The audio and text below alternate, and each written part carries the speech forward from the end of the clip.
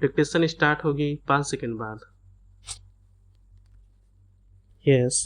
Nirbhaya gangrape मामले के 5 आरोपियों में एक अपीलार्थी ने अपनी मृत्युदंड की सजा पर पुनर्विचार के लिए यह याचिका प्रस्तुत किया था।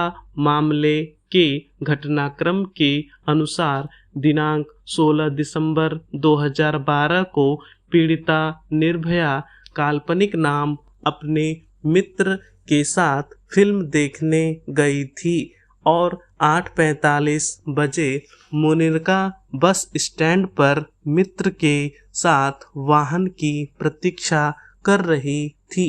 उसी समय पीड़िता अपने मित्र के साथ आरोपी बस में सवार हुई। अभियुक्त राम सिंह मृत जेल में आत्महत्या बस चालक था, जबकि अपीलार्थी बस का हेल्पर था।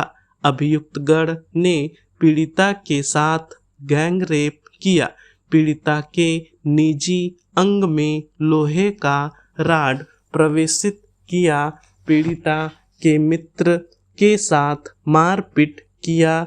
उनके सभी कपड़े एवं वस्तुएं लूट लिया और पीड़िता एवं उसके मित्र को नग्न अवस्था में चलती बस से फेंक दिया।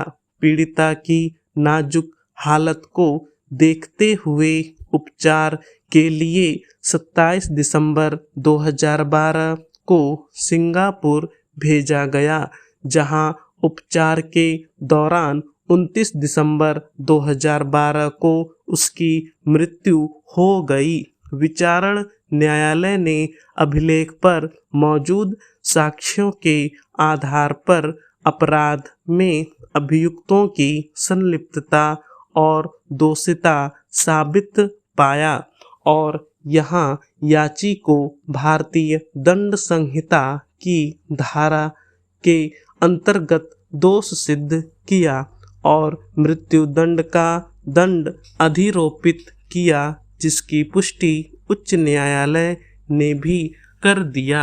अपील संख्या 609/610 2019 पर सुनवाई करते हुए इस न्यायालय ने भी निर्णय दिनांक 5 मई 2017 के द्वारा याची की अपील निरस्त किया जा चुका है, जिसे मुकेश और एक अन्य बनाम राज्य NCT दिल्ली 2012-6 में प्रकाशित किया गया।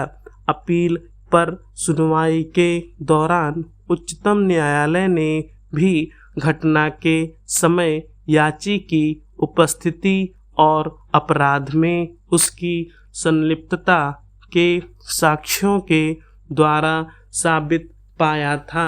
प्रत्यक्षदर्शी साक्षी एवं पीड़िता के मित्र ने स्वयं याची की पहचान की थी और बताया था कि वह ड्राइवर के केबिन से बाहर आया और पीड़िता को बस के पीछे भाग में ले जाकर उसे उसके साथ बलात्कार किया।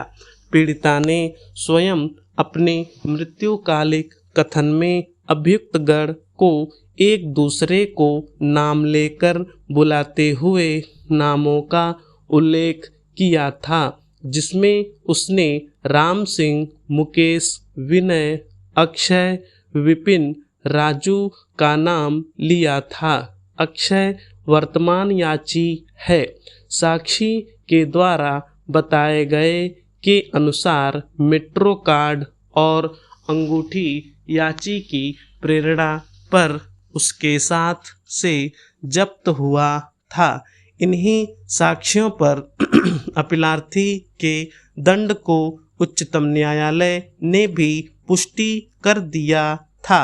अब याची की ओर से अनेक आधारों पर निर्णय दिनांक 5 मई 2017 की समीक्षा चाहा गया, जिसे उच्चतम न्यायालय की पूर्ण पीठ ने अस्वीकार करते हुए निरस्त कर दिया है।